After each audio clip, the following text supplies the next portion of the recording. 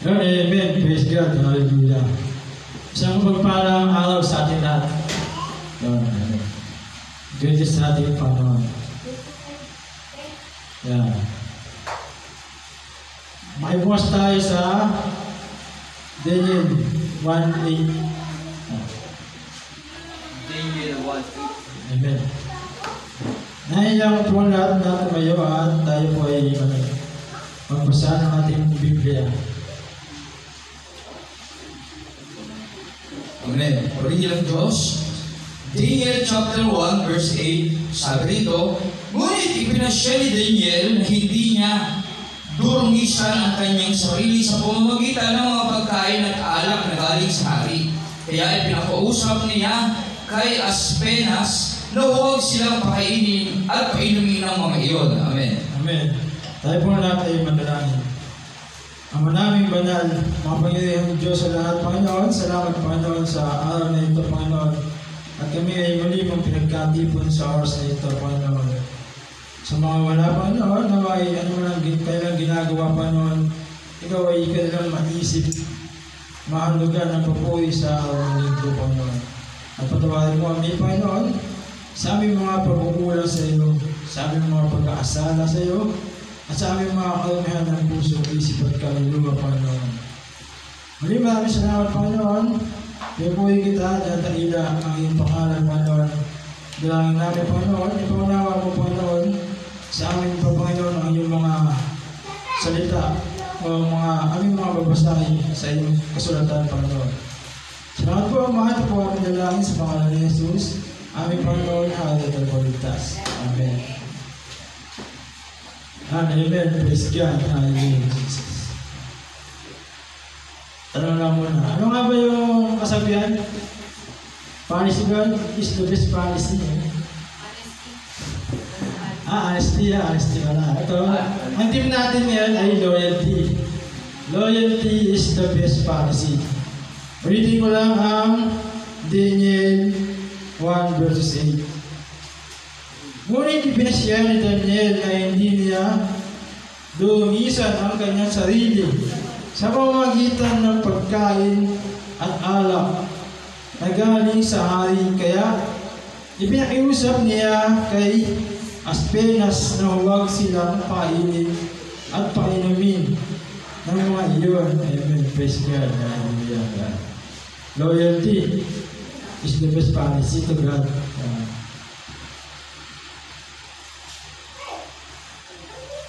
Una natin basahin ang verse 1. Ako na lang magbasa. Nang ikatlong taon ng paghahari ni Haring Jehoiakim sa Juda, ang Jerusalem ay kinugkob ni Nebuchadnezzar na hari ng Babylonia. Pinahintulutan ng Panginoon na bihagin niya si Haring Jehoiakim at samsamin ang ilang kasangkapan sa templo. Lahat ng ito ay dinala ni Nebuchadnezzar sa lupain ng Babylonia at inilagay sa kabangyaman ng templo ng kanyang mga Diyos. Ang dami po ng Diyos niya na Nebuchadnezzar.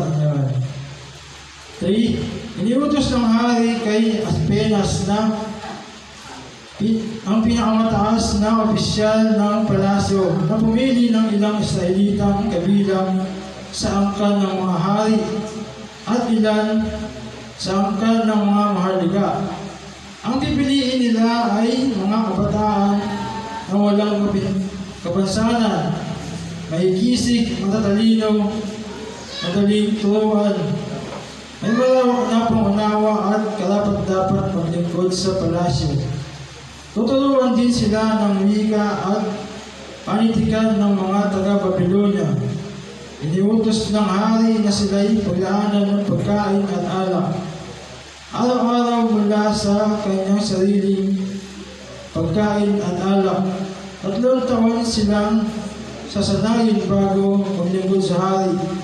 Kabilang sa mga napili ay sina Daniel, Ananias, Misael at Azarias na pawang nagmula sa lipi ni Juda. Binigyan sila ni Aspenas ng mga bagong pangalan si Daniel ay Belteshazzar, Shadrach naman si Hananias, Meshach si Misael, at Abednego si Azarias. Ito pala yung tatlong yung sinunod sample, di ba? Sila pala yun. Si Shadrach, Meshach, at Abednego. Patuloy tayo, mga kapatid. Ngunit binasya ni Daniel na hindi niya lumisan ang kanyang sarili sa pamamagitan ng mga pagkain at alak na galing sa hari. Kaya ipinausap niya kay Aspenas na huwag silang pakainin at painumin ng mga iyon. Niloob naman ng Diyos na siya'y kalugdan at pagbigyan ni Aspenas. Ngunit sinabi niya kay Daniel, "Takot lamang ako sa gagawin sa akin ng mahal na hari na naglalaan ng pagkain at inumin ninyo. Kapag nakita ninyang mas mahina kayo kaysa sa ibang mga kabataan na kasing edad ninyo, tiyak na papupugutan niya ako ng ulo." Si Aspenas natatakot daw pala na kung anong gagawin sa kanya ng hari pag nalaman yung iniutos ni Daniel, mga kapatid. Dahil dito lumapit si Daniel sa bantay na pinagkatiwalaan ni Aspenas na mangalaga sa kanya at sa tatlo niyang kaibigan. Pakiusap niya, "Subukin ninyo kami sa loob ng 10 araw. Gulay lang at tubig ang ibigay ninyo sa amin." Gulay lang daw. Ayaw ni Daniel ng alak at pagkain galing sa hari. Gulay lang gusto niya, mga kapatid. Pagkatapos, ihambing ninyo kami sa mga kasing edad namin na pinapakain ninyo ng pagkain bigay ng hari at gawin ninyo sa amin ang nararapat. Tapang niya na, Daniel. Inindigan niya yung pagiging loyal niya sa Diyos, mga kapatid. Sinugo nga sila sa loob ng 10 araw at pagkalipas ng 10 araw, nakita mas malusog at malakas sila kaysa mga kasing edad nilang pinakain ng pagkain galing sa hari. Kaya gulay at tubig lang na lang ang ibinibigay sa kanila sa halip na pagkain at inumin galing sa hari. Bigyan ng Diyos ang 4 na kabataan ng kaalaman at kakayahan sa panitikan at agham. Bukod dito, bigyan pa si Daniel ng kakayahang unawa at magpaliwanag ng lahat ng uri ng pangitain at panaginip. Pagkaraan ng 3 taon, ay dinakda ng hari sa pagsasanay sa kanila. Ang lahat ng kabataang pinili ni Aspenas ay iniharap niya kay Hari Nebuchadnezzar. Kinausap sila ng hari at nakita niyang walang kapantay sina Daniel, Hananias, Misael at Azarias. Kaya naging lingkod sila ng hari. Nakita ng hari na sa lahat ng bagay na itanong sa kanila 10 ulit na mas mahusay at magaling sila. Kaya kaysa mga salamangkero at mga engkantador ng kaharian, naglingkod si Daniel doon hanggang sa unang taon ng paghahari ni Ciro. Amen. Nasundan po ba ang pagbabasa, mga kapatid? Loyalty is the best policy. Sinerge ko sa Google. Parehas na sila. Loyalty o honesty is the best policy. Parehas na ang kahulugan. Magiging tapat ay magiging gawain yan. Points number 1, Daniel resolved not to defile himself. Nagpasya si Daniel na huwag lumisan ng sarili. Paibasa sa Romans 12:2.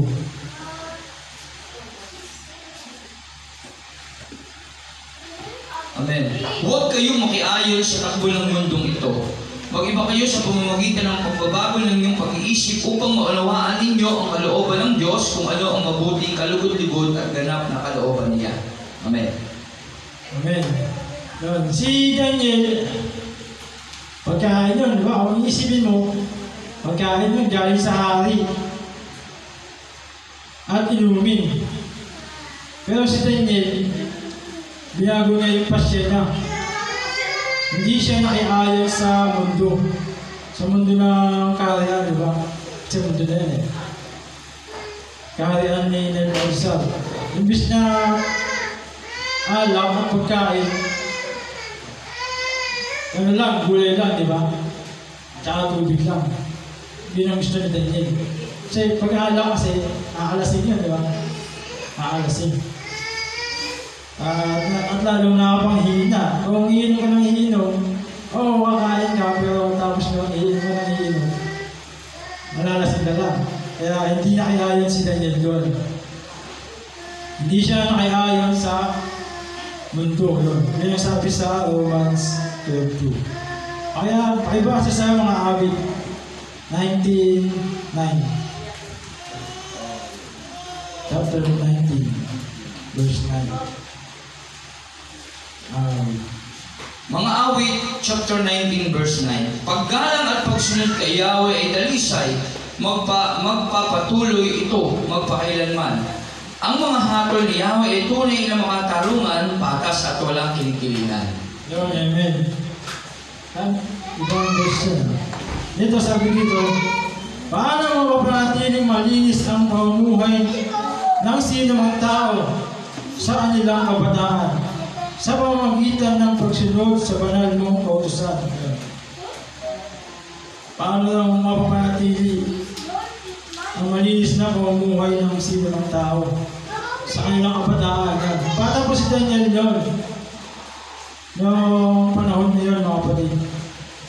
Kaya sila ay sinanay, napili at nais maglingkod ng hari sa kanilang imperyo, mga kapatid. Pero sabi rito, paano mapapanatili malinis ang pamumuhay ng sinong tao? Balik-balik tayo doon sa Romans 12:2. Hindi, paliwanag lang. Huwag kayong makiayon sa mundong ito. Kaya nga kanina sa Sunday school kanina, mag-iba kayo. Yun, sabi diba? Yun, pakibasa sa 1 Corinthians 10:31.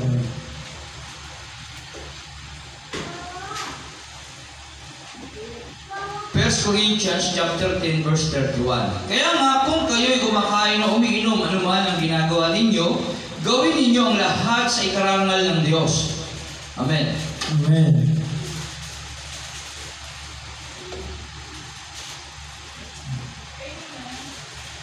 Yun. Kaya kung kayo'y kumakain o umiinom o anuman ang ginagawa ninyo, gawin ninyo ang lahat sa ikarangal ng Diyos. Si Daniel, lagi niya naisip ang ating Panginoon kung anong makabuti sa paningin ng ating Panginoon.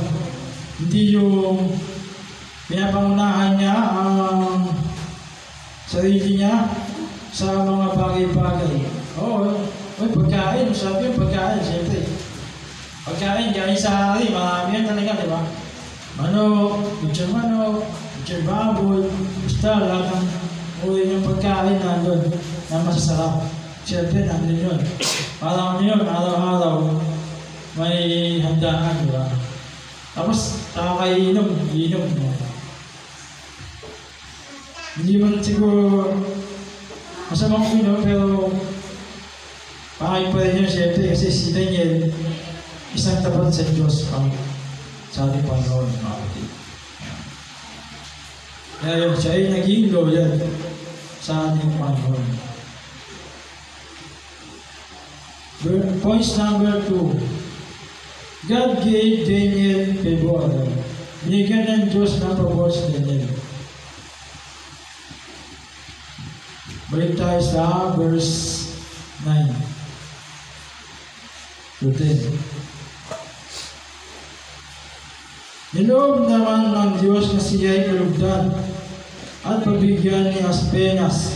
Ngunit sinabi niya kay Daniel, natatakot lamang ako sa gagawin ng mahal na hari na naglalaan ng pagkain at inumin ninyo kapag nakita niya mas mahina kayo kaysa sa ibang mga kabataan na kasing edad ninyo. Kaya napapapugutan niya ako ng ulo. Si Daniel binigyan ng pabor ng Diyos na kung ano yung gusto niya, pinagkaloob sa niya na may kaya niya si Aspenas, yung bantay sa kanila, mga kapatid. Naging pabor, para bigyan siya ng pabor ng Diyos na aking Panginoon. Pakibasa sa Genesis 39 verse 21. 39. Verse 21. Genesis 39:21. Ngunit si Jose ay hindi pinabayaan ni Yahweh. Ang bantay ng bilangguan ay naging napakabait sa kanya. Amen. Amen. Yan. Kung alam natin ang kwento ni Jose, yung pilit siyang inaakit ng asawa ni Potiphar. Pero hindi siya naakit sa tukso, di ba? Tapos yun, ito ang kinalabasan. Yung babae ay nagkaroon sila ng pagtatalo o paghablot kay Jose. Kasi wala doon yung hari si Potiphar. Mas napadaan din siguro si Jose. Nakablot yung balabal yun. Kaya napunta si Jose sa bilangguan. Subalit, hindi pa rin siya pinabayaan ng ating Panginoon. Ngunit si Jose ay hindi pinabayaan ni Yahweh. Ang bantay ng bilangguan ay naging napakabait sa kanya. Pabor. Binigyan pa rin siya ng pabor ng ating Panginoon. Kaya kung tayo ay magiging loyal sa ating Panginoon, binibigyan tayo ng pabor ng ating Diyos, mga kapatid. Sumisan sa pamumuhay, sa trabaho, binibigyan kang pabor kahit kung trabaho, ayaw mo, sige, go lang. Siguro nilob ng Diyos para sa iyo, mga ganyan. Siguro may dahilan din yan para sa ikaw, ubuti mo sa Panginoon mo. Ganoon, mga kapatid. Pakibasa sa mga Kahawikan 16:7. Kawikaan 16:7. Kung ang buhay ng tao ay kalugod-lugod kay Yahweh, maging ang mga kalaban sa kanya ay nakikipagbati. Amen. Amen. Yan. Kung ang buhay ng tao ay kalugod-lugod kay Yahweh, maging ang mga kalaban sa kanya ay makikipagbati. Mahirap sabihin na yung kaaway mo, mahalin mo, di ba? Mahirap yun. Ito yung isa sa mga kainaan ko eh. Yung kaaway mamahalin, di ba? Pero hindi tayo gagawa nun. Kundi ang ating Panginoon na may banal na spirito upang isang araw makabati mo siya o magkaroon kayo ng paghingi ng kapatawaran na kapatid. Yun. Yun ang ibig sabihin dito, mga kapatid. Yung mga kalaban mo, ay magpapatid. Diba? Guys dyan, point number 3, God gave knowledge and skill. Binibigyan ng Diyos ang kaalaman at kasanayan. Balik tayo sa Daniel 1:17. Binigyan ng Diyos ang 4 na kabataan ng kaalaman at kakayahan sa panitikan at agham. Bukod dito, binigyan pa si Daniel ng kakayahang umunawa at magpaliwanag ng lahat ng uri ng pangitain at panaginip. Ano yung panitikan at agham? Bakit yung sa eskwela, no? test. Mga test, gano'n, mga test. Kunyari, may test bukas. Binigyan si Daniel ng karunungan at kaalaman ng kapatid. Binigyan pa, may bonus pa. Sa lahat, at binigyan pa si Daniel ng kaayahang umunawa at magpaliwanag ng lahat ng uri ng pangitain at panaginip. Amen, praise God. Sa panahon natin ngayon, napakahirap na ito. Halimbawa, yung asawa ko, lagi nga naginip eh. Yung ex niya, lagi niya nakikita. Magkasama daw sila. Yun eh. Sabi ko, hindi ko alam eh. Pero tanong mo yung pastor ka, baka alam yung pastor. Kasi nung naginip din ako isang beses, ako naman, may nakadate daw ako babae. Tapos tinanong ako yung pastor, Pastor, ano po kaya, anong sabihin ng pastor? Kaya pinaluwalag sa akin yung pastor, Kaya nalalaking din ako na huwag magkatatawa yan kasi ayaw magkaiwala yung nasawa, di ba? Yan, amen, days yan. Kaya yun, si Daniel, nagkaroon ng pangitain, kaalaman at kaunawaan sa mga pangitain at panaginip. Yan. Ito pa lang yun, mayroon talagang basahin panaginip, Yan, amen, praise God, hallelujah. Salamat sa mga naman na tagapagbigay ng ating mga kaalaman. Pakibasa sa Santiago 1:5.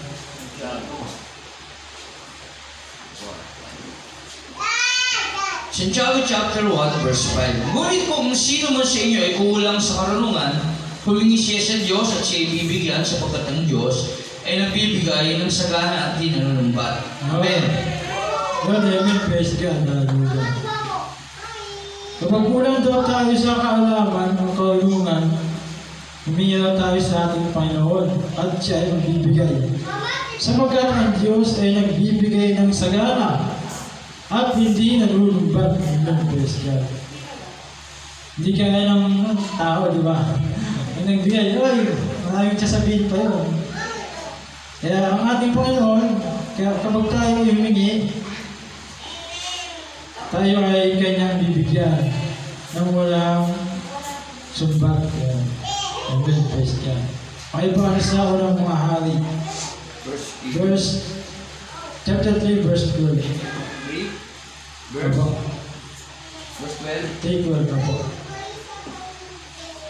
1 King chapter 3 verse 12. Ibibigay ko sa iyo ang hinihiling mo. Bibigyan kita ng karunungan na walang kapantay maging sa mga nauna, sa mga susunod pa sa iyo. Amen. Amen. Yun, kay Haring Solomon, di ba? Hiniling niya na yung karunungan ay magkaroon siya. Kasi sa lawak ng kanyang paghahari, di ba? Sa Israel, sa Babylonia, kaya hiniling niya yung karunungan. Ibinigay naman ng Panginoon. Yan, nang walang panunumbat. Amen, praise God.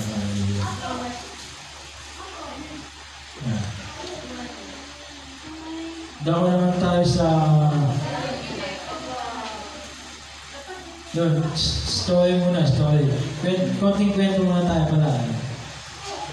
Yun, ako din, humiling din ako sa Panginoon na magkaroon din ako ng kaalaman patungkol sa pagmamaneho. Bago nung panimula pa lang na pagpasok ko sa trabaho nito, humiling na ako sa kanya, nanalangin. Lord, loobin mo Panginoon na matuto ko ng pagmamaneho.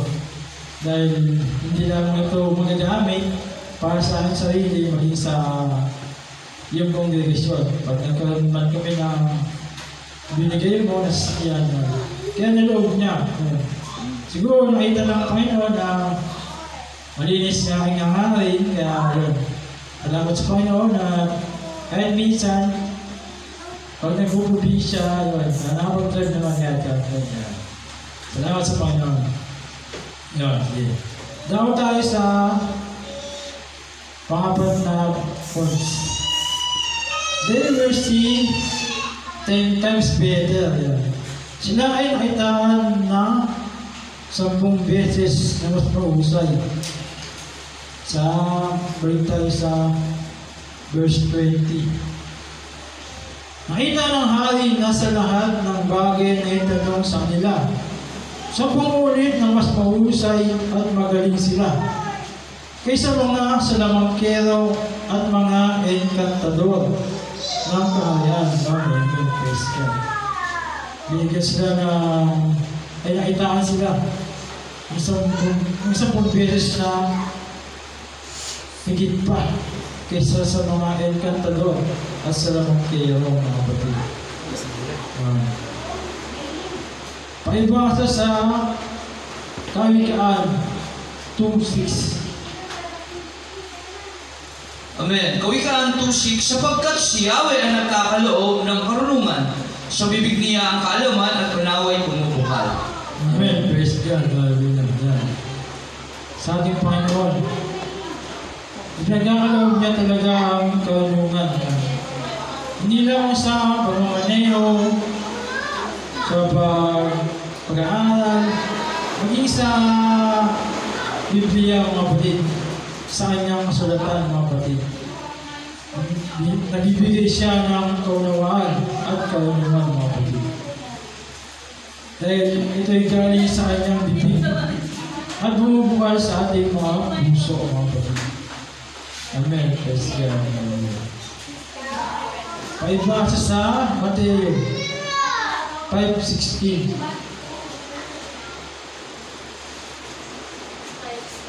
Matthew 5:16, gayon din naman dapat ninyong paliwanagin ang inyong ilaw sa harap ng mga tao upang makita nila ang inyong mabubuting gawa at papurihan ang inyong Ama na nasa langit. Amen. Amen. Praise God. Gayon din naman dapat ninyong paliwanagin ang inyong ilaw. Sa ating sambahayan, tayo mga Christian, tayo ay ilaw. Sabi sa ibang talata ay, sino ang naglalagay ng ilawan sa ilalim ng bigagan?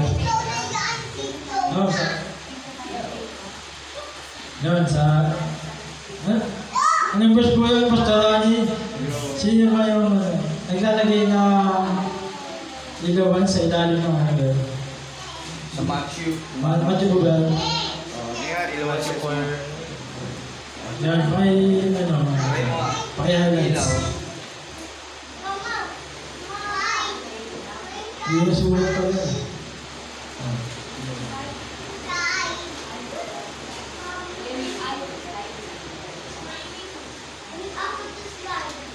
Ayun, Matthew 5:15. May sa taas Sabi na ng po. taong nagsisindi ng ilaw at pagkatapos ilalagay iyon sa Yun. ilalim. Walang tao ang sisindi ng ilaw at pagkatapos ay inilalagay iyon sa ilalim ng baka. Sa halip, inilalagay iyon sa talagang patungan upang matamlawan ang lahat ng nasa bahay. Amen. Praise God. Ibig sabihin nun, yung ilawan, maraming iniilawan. At nagiging maliwanag sa, kunyari, sa bahay, sa sambahayan, yun. Yun ang tanglaw na ilaw, mga kapatid. Kaya siya ay nagiging tunay na ilawan. Siyempre, pag nasa ilalim, madilim, konti lang may ilawan, di ba? Halos isa, para lang may hinahanap na, nasa ilalim na. Naalala ko tuloy yung yung, alam nyo, yung lata, may kandila. Pagka brown out doon. Yun na, diba? Minsan, nagagawin na. Parang may naarap na bagay yung naarap. Noon and men. Para sa ating application, faithfulness to God in a foreign land. Katapatan sa Diyos sa ibang lupain. Ito niya yun. O tayo pumaparaon ay dapat tayo maging tapat sa Diyos. Kanya, sa trabaho, pupunta ka ng trabaho. Kaya ikaw minom, uy, tara, brother. Yan tayo kasi birthday ko ngayon. Kung ikaw si Daniel, o hindi ka si Daniel, di ba? Anong gagawin mo yun? Pero nakikita ng ating Panginoon, di ba? Anong gagawin mo yun? Siyempre, katulad ko pa nung isang pinuno na bubugin mo yung alipin mo, o gano'n ba? Siyempre, hindi, di ba? Maging katulad kayo Daniel, na maging loyal sa ating Panginoon. Kahit hindi nakikita ng magulang niya, pero nakikita naman ng ating Panginoon. Kaya, hindi pa niya yung pagkain niya, kain niya. Tubig lang, bulal. Foreign. Kasi pagka napunta ka sa ibang lugar, para ka ng foreigner yun. Diba? Kunyari sa Quezon City. Diba? Pagka may mga tao doon, para ng ibang tao kasi saan lang. Kung ano man ang kinabubuhay nila doon, sabi sa Matthew 12 ba nila, mag-iba kayo. Dapat daw tayo mag-iba. Amen, praise God. Application number 2. God's provision and favor. Paglalaan at pabor ng Diyos. Balik tayo sa verse 9. Day 1. And 17. Niloob naman ng Diyos na siya'y kalugdan at pagbigyan ni Aspenas. 17. Binigyan ng Diyos ang 4 na kabataan ng kaalaman at kakayahan sa panindigan at agam. O dito, bigyan pa si Daniel ng kakayahan, umunawa at magpaliwanag ng lahat ng uri ng pangitain at panaginip. Amen. Lord, pagbuhat ng Diyos. Kung nagdadaanan mo ng oras, ang Panginoon, bibigyan ka rin niya ng pagbuhat. At kung ano man ang iyong kaibigan, mga kapatid.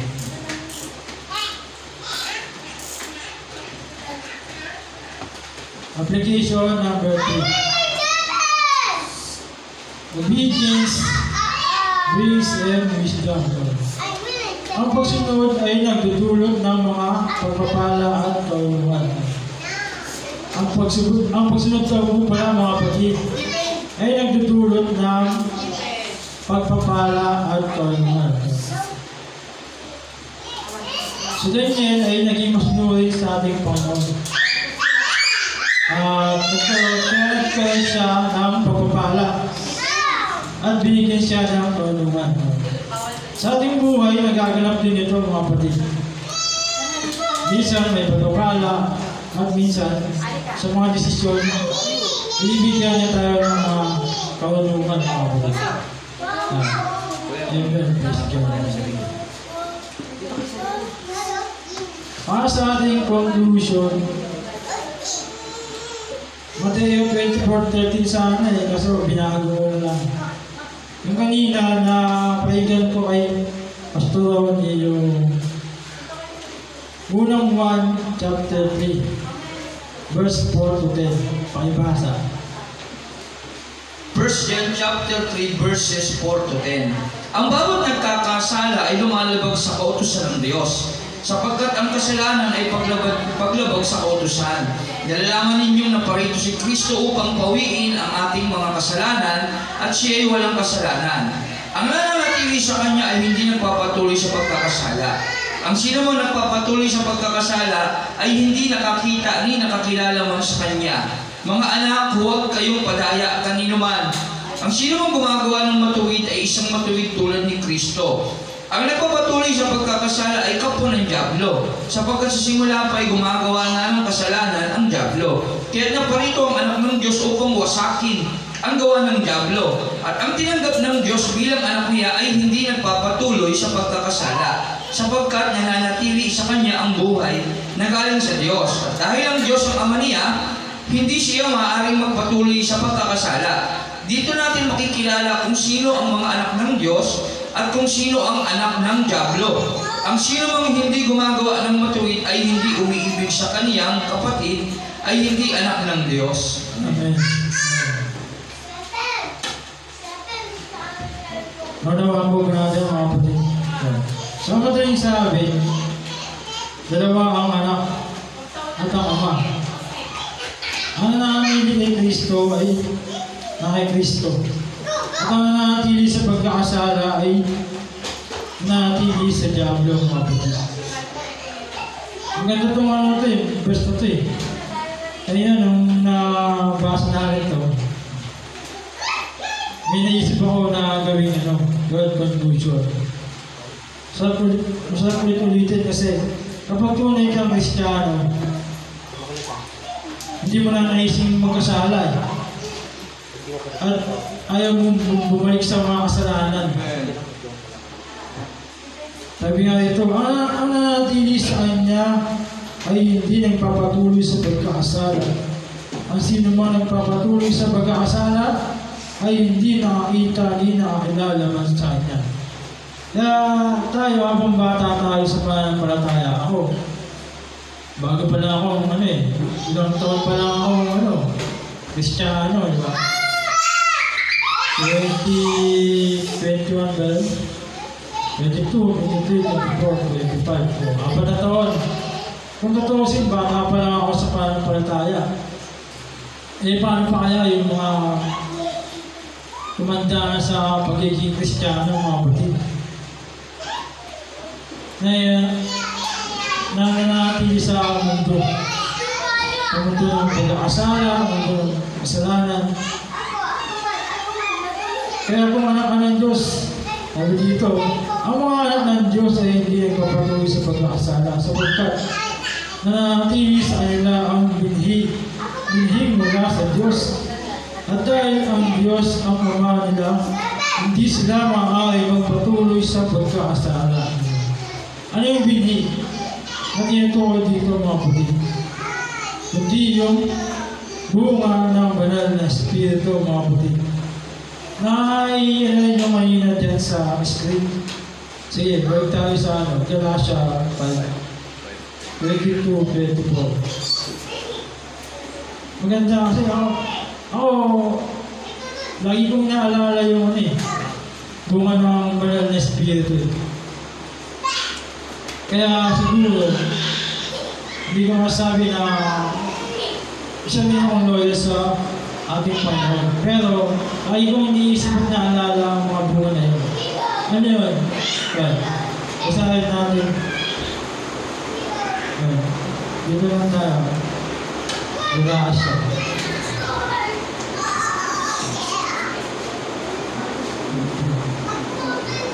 Yan. Subalit ang bunga ng Espiritu ay pag-ibig, kagalakan, kapayapaan, pagtitiyaga, kabaitan, kabutihan, katapatan, kainahunan at pagpipigil sa sarili.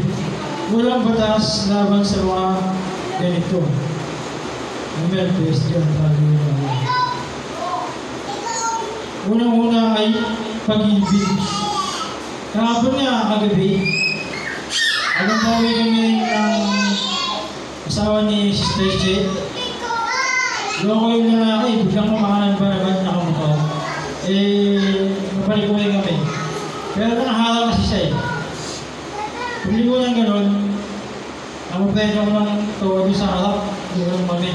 Namabog na ako ng Dennis Pero binaliwala ko lang. Kasi, ewan ko, kung yung dati kong pagkatao yun, baka suntukan. Yun. Pero subalit salamat sa Panginoon at meron akong bunga ng banal na Espiritu. Yun. Tanong pa dito mga kapatid ay para sa ating mga kapatiran, ikaw ba kapatid ay loyal ka ba sa ating Panginoon? Kung saan ka man naroon, ay naisip mo ba siya? Yan ang katanungan para sa ating mga kapatiran, mga kapatid. Amen. Praise God. Hallelujah. Jesus. Dito na lang ang ating pamahalaan at nawa ay marami tayo napulot na aral. Mula sa ating Panginoon. Tayo po lahat, tayo po kayo at tayo po ay panalangin. Hallelujah, Jesus. Yes, Lord. Salamat, Panginoon, sa iyong ibinigay sa amin na topic, Panginoon, ang pagiging banal, Panginoon. Gaya mo, ikaw ay banal. Ay, ang pagiging loyal para, Panginoon, sa iyo, Panginoon. Saan man kami pumunta o makarating sa dako, Panginoon, ay maging loyal kami o maging tapat kami sa iyo, Panginoon. Salamat, Panginoon, lagi mo pinapaalala na ikaw ay naliliyan, Panginoon. Dahil ikaw ay makapangyarihang Diyos. Nakikita mo lahat, nalalaman mo lahat, bago pa naman namin ito lumamig, Panginoon. Salamat, Panginoon, sa aming mga niluno, Panginoon, na kung saan kami naroon ngayon ay dahil na rin sa iyo ito, Panginoon. Ang nilood mo, ang mga pangyayari noong unang panahon, hanggang sa ngayon, Panginoon. Kami ay dapat maging tapat sa iyo, Panginoon. Salamat po, Ama, at ang anak at ang Espiritu Santo, ito po ang kailangan sa Panginoon Jesus. Amen. Amen. Amen.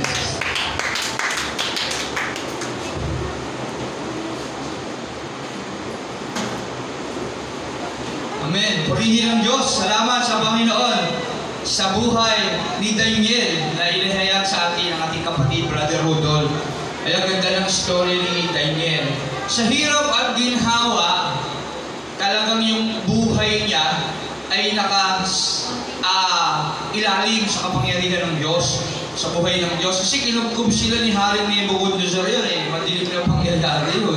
Hinula na ito na sila sasakupin kasi katigasan ng ulo ng talagang bansang Israel. Yan, nangyari. Sinakop sila ni Nebuchadnezzar. Hintulot ng Diyos yun. Pero yung mindset nila din yan, talagang sa hirap at ginhawa. Talagang yung isip niya talaga sa lahat ng pagkakataon, ano ba ang iyong ginagawa? Gawin mo ang lahat na parang ang Panginoon, Jesus, ang iyong pinaglilingkuran. Okay, 1 Corinthians, kanina din. Ano naman, kumakain ka man, ang ginagawa mo, dapat yung isip mo, yung puso mo, yung buhay mo, nakasalalay pa rin sa Diyos. Kaya si Daniel, kaya bilinis siya ng Diyos.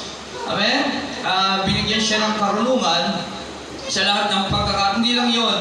Yung faithfulness niya talaga pinakita niya with action. Kaya subukan natin, pakita din natin yun sa ating buhay. Yung mga bagay na hindi dapat natin gawin, lalo na sa paningin ng Diyos. Ano yung ginawa niya? Tinanggihan niya yung pagkain galing sa hari. Siguro sa isip si Daniel, po, patay tayo nito, magiging high blood ako nito, ala, di ba? Karne, kakasakit lang ako nito Puro pagkain na, hindi healthy food. Ngayon, kailangan ko mag-diet, kailangan fasting, gulay lang at tubig. Yan. At testing nyo kami. 10 araw kung ano yung pagkakaiba. Okay? Sa alam niya, ang ibig sabihin nun, hindi niya tinatangkilik yung ibang mga bagay. Nag-iiba siya sa kaisipan ng mundo. Ito kasi tayo sanay sa luho. Diba? Masarap na pagkain, kaligayahan ng ating sarili. Yung bagay na tinanggihan ni Daniel na inaalok ng mundo, na inaalok ng hari ni Nebuchadnezzar na dapat nilang kainin para gamitin sa kanyang paghahari. Amen? Pinapakain sila Daniel ng mga gano para gamitin sa paghahari ni Nebuchadnezzar. Hindi paghahari ng Diyos. Kaya dapat marunong din tayo umuri kung kaninong paghahari tayo dapat sumangguni. Tama po ba? Kasi yung inaalok na pagkain na hain na yun, kay Nebuchadnezzar yun, na hindi hari ng Israel. Ang hari ng Israel si Yahweh. Okay? Kaya hindi tinangkilik yun, yung kaligayahan ng mundo. Yung kabusugan ng kanilang mga sikmura. Oy, hayahay, ala, okay? Okay, buhay natin dito. Miyesang, Shadrach, Abed, Mishael. Di ba? Dating pangalan nila no? Ayos! Karoon nila, may alak pa. Di ba? Hindi siya ganun. Di ba? Hindi tayo nararapat sa ganitong buhay. Dapat iba tayo. Kaya nga, mag-iba ka. Sabi ng Roma 12:2. Huwag mong ayunan yung mundo. Mundo nila yun eh. Kaya hindi mo mundo yun. Lahing pinili ka eh. Grupo ng mahaling kang pari. 1 Peter 2:9 ka eh.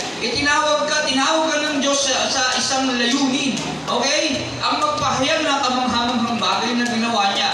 Kaya hindi nila buhay yun. Kaya pinanindigan nila yung buhay na bilang mga anak ng Diyos. Okay? Naging malinis yung puso at isip ni Daniel. Ngayon, naging bunga? Ibili si Daniel. Binigyan siya ng karunungan, panitikan, sa literature at saka sa siyensya. Amen? Magaling siya magsalita. Magaling siya magpaliwanag. Magaling siya sa lahat ng bagay. Nakakaunawa siya. Nababasa niya ang lahat ng bagay. Amen? Kaya nga nabasa niya yung panaginip ni Nebuchadnezzar. Kasi binigyan siya ng karunungan ng Diyos. Marunong siya sa siyensya. Mas magagaling pa siya sa mga inkantador. Sa mga, mga mekero ng panahon. Diba? Mga manluloko yung panahon eh. Common sense lang nung panahon. Siguro pag nabuhay ka noon, inkantador ka rin. Diba?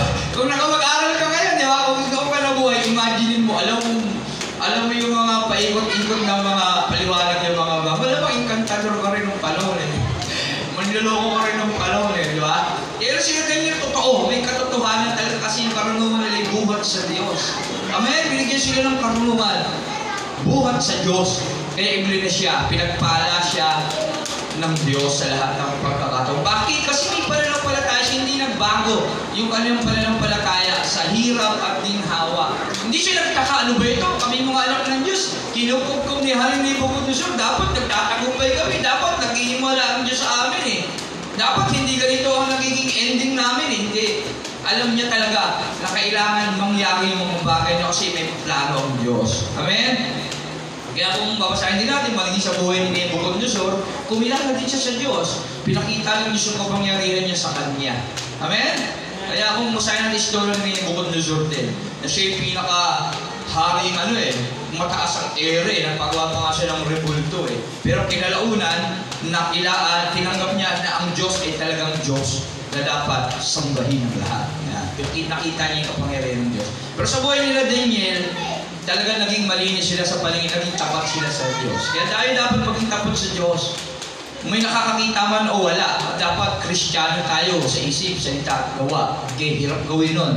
Pero dapat ganoon tayo para maging, sabi doon, ilaw na hindi itinatago sa ilalim. Hindi tayo mahihiya pag tinanong tayo sa labas, ano yun mo? Alam nila mga born again, mababait eh. Di ba? Hindi mo masabi eh. Bakit? Kasi nakita nila may ginawa tayo mali eh. Tama? Hindi natin mabanggit. Ay, di ba? Hindi mo mabanggit, Christian po ako. Di ba? Ilaw natin nakatago sa ilalim. Kaya nilalagyan sa talagang patukan upang lumiwanag. Magiging ilaw tayo ng lahat. Anglaw. Okay? Nakikita sa buhay natin. Okay? At kung nagawa naman natin yung mga bagay na hindi nararapat, narinig natin yung pangangaral na yun, may pagkakataon tayo mag-iba. Okay? Panindigan. Lalo na ngayon, malapit na dumating ating Panginoon. Napakalapit na talaga. Okay? Napakalapit na. Kaya, wake up natin yung mga kapatiran natin, mga nalalamig, kamustahin natin sila at paalalahanan. Kaya hindi na panahon ngayon ng panlalamig. Panahon ngayon ng papakumbaba sa Panginoon at panahon ngayon para maging tapat sa Diyos na pinagpipilipan natin. Ang Diyos natin ay mabuti, ang Diyos natin ay mapagmahal. Pero ang Diyos hindi tayo ito-tolerate. Tandaan natin yan Hindi tayo ito-tolerate ng Diyos. Hindi tayo kukonsintihin sa mga mali natin. Okay? Paparusahan tayo base sa ating mabubuti at masusamang ginagawa sa mundong ito. Hindi tayo ito-tolerate ng Diyos. Pag mali tayo, mali talaga tayo. Hindi tayo kukonsintihin ng Diyos. Ganun ang Diyos. Namamalo pa nga ang Diyos eh. Pinapalo niya ang mga taong itinuturing niya na anak niya. Kaya sa buhay natin, kung walang pagpapalo na ginagawa ang Diyos sa atin, isipin natin baka hindi yung Diyos yung ama natin. Diablo yung ama natin na sinasabi ng 1 John. Kaya uriin natin yung buhay natin, tingnan natin kung ano na yung antas ng ating pananampalataya at kung ano ang lagay na nito sa palagay natin sa paningin ng Diyos. Malalaman natin yan. Malalaman natin yan sa ating mga sarili. Okay? Kaya yun, tularan natin si Daniel na sa lahat ng pagkakataon, sa isip, salita at gawa niya, hindi nawala sa kanya ang pagkaalam niya sa Diyos. Ang pagiging tapat niya sa Diyos. Kaya sa lahat ng pagkakataon, sabi doon sa 21, naglingkod si Daniel doon hanggang sa unang taon ng paghahari ni Ciro. So, ibig sabihin, hanggang sa iba't ibang mga hari ang lumipas sa buhay niya, namumuhay siya talaga ng tapat sa Diyos. Nandiyan yung tinapon siya sa kulungan ng leon dahil sa paninindigan niya sa kanyang Diyos. Pinagbabawalan sila na huwag nang magsumumba sa Diyos. Pero dahil ang Diyos niya ay Diyos niya, wala siyang pakialam doon. Ang mahalaga sa kanya ay sumasumba siya sa Diyos na pinaglilingkuran niya. Tayo rin naman, may nakakakita o wala dapat ang Diyos ang ating pinaglilingkuran sa lahat ng pagkakataon. Okay? Salamat sa Panginoon sa kanyang mga salita. Palawakan natin ang Diyos. At patuloy lang natin masahin ng Daniel. Mali na sa oras na hindi pala gumagala. Tingin ako na tingin, mag-aalas 12 na pala. Salamat sa Panginoon. Kaya yun, at sige na, Brother Niron. Announcement.